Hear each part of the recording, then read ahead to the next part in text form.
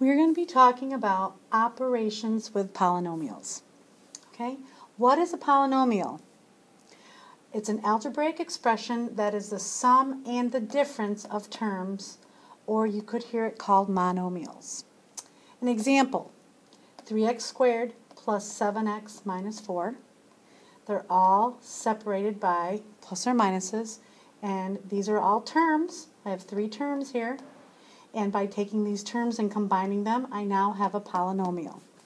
Right? The degree of a polynomial. We like to call polynomials by a certain degree. To determine the degree, it's the term with the highest exponent. So if you look at this big, long polynomial I have here, let me read it through. It's 4y cubed minus 7y to the 4th plus 16y to the 8th minus 3y to the 5th plus 2y plus 7 plus 19y squared. There's 1, 2, 3, 4, 5, 6, 7 terms. So this is a long polynomial. First of all, this should look weird to you because you've got all these exponents all over the place. I have a power of 3, a power of 4, a power of 8, 5. This is a power of 1. This is a power of 0, and this is a 2. And we're used to seeing the powers in descending order. So when I see something like this, and it looks strange to me, I like to rewrite it with the highest power first. So all I did was went through this, and I said, okay, I'm going to rewrite it in descending order. So I put the 16y to the 8th here. I found the 5th power, wrote it here, making sure the sign goes with it. The 4th, so the 7 minus 7y to the 4th, plus 4y cubed, plus 19y squared, which is way back here, plus 2y plus 7. So now it's in order. I feel a little better. It's in the powers in descending order. That's how we're used to seeing it. Now I want to know what degree this is. Well, to determine the degree, you find the highest exponent. The highest exponent we have is 8. So this is an 8th degree polynomial. If it was 5, it would have been a 5th degree polynomial. That's how you determine the degree of the polynomial.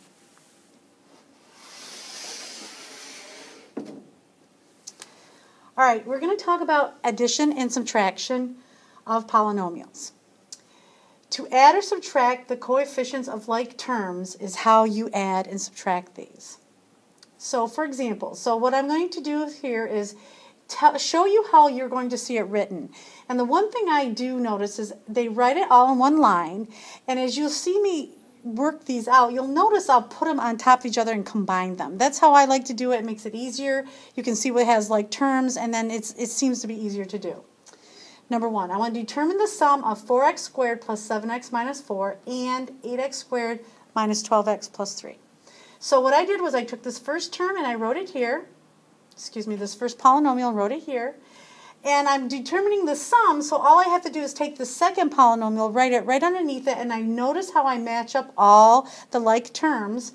I drew this line, and then all you have to do is combine your coefficients. So 4 and 8 are 12, and I keep the x squared.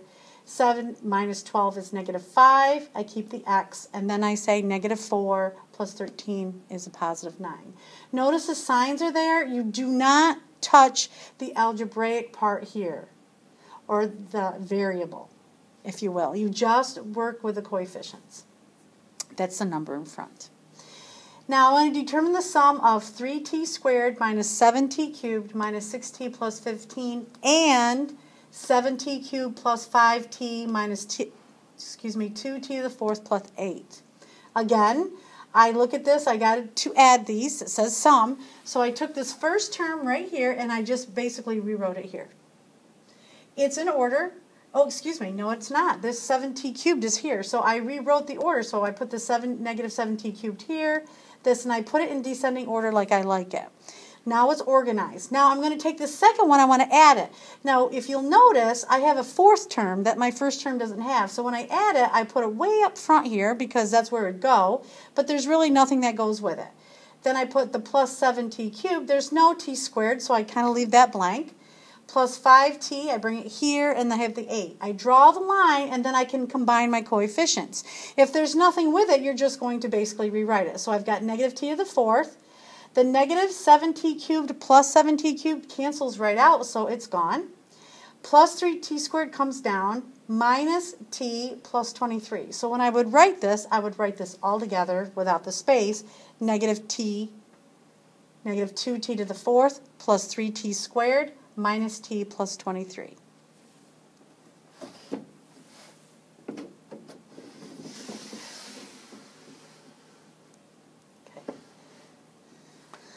All right, subtract. Now, I put the subtraction one all by itself because it's a little bit different, and you have to really watch it. You'll see something like subtract 8m cubed plus 3m minus 12 from 7m to the fourth minus 2m cubed plus 6m squared plus 9. You have to be a little careful on the wording because it says subtract this from this. So this has to go on top because we're taking this polynomial from this polynomial. So I took this, it's all in descending order, so I just rewrote it the way it is. Now when you subtract, you have to change all your signs because you're subtracting, and you can't just change the first one, you have to change every single one. So I said, okay, I took this and I said minus 8m cubed, and I put that in the column where the m cubed is. Then I changed this to negative 3m. There is no column for that, so I had to put it here, and then I put a plus 12 there. Then I drew the line and I combined them, so I have 7m to the fourth minus 10m cubed plus 6m squared minus 3m plus 21. All right? Remember to change the signs of the second equation when you subtract.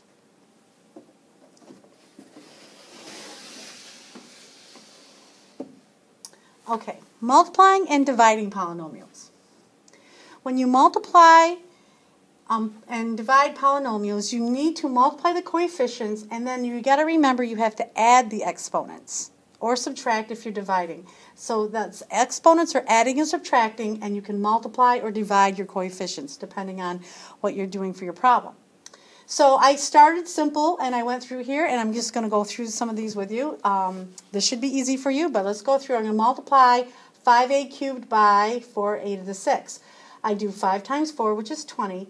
a to the third times a to the 6th. All you do is you add your exponents. It's a to the 9th. Okay. Now I threw in some fractions for practice. I've got multiply 4/5 p squared q to the 5th by 5/7 q squared r to the 4th. We are definitely going to multiply those fractions, but I'm going to hold off on that in a minute. I'm going to do the coefficients first. Excuse me.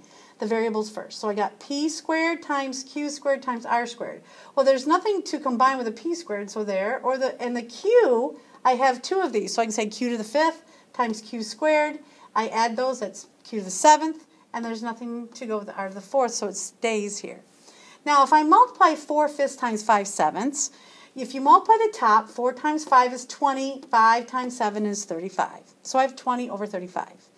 If you were to write that down, you'd say, I can reduce that down. You most definitely can to 4/7. So the answer is 4/7 p squared, q to the 7th, and r to the 4th. I threw in some binomials here to multiply, just for some review. X plus 5 times x minus 3. Again, we distribute, like I've shown you. So you have x squared minus 3x plus 5x minus 15. These two combine, or you can write them on top of each other like I've shown you. They combine, and you end up with x squared plus 2x minus 15. Again, here I threw in a fraction, and I threw in where these are exactly the same, except the signs are different. We're going to talk about these a little bit later, but when I multiply these through, you'll notice I'll have a t squared. The minus 1/3 t and the positive 1/3 t cancel out. And again, I multiply the top and the bottom, the numerators and denominators, so I have negative 1/9. So these cancel out, so I only have t squared minus 1/9. And last or not least, I want to show you this one right here, where I have a binomial multiplied by a trinomial. This you use the same technique as we've done before, but you're going to end up with more terms. If you'll see this, I have x, I'm going to multiply all the terms by x, which I did. I have x cubed minus 3x squared plus 5x. Then I multiply all the terms by 2.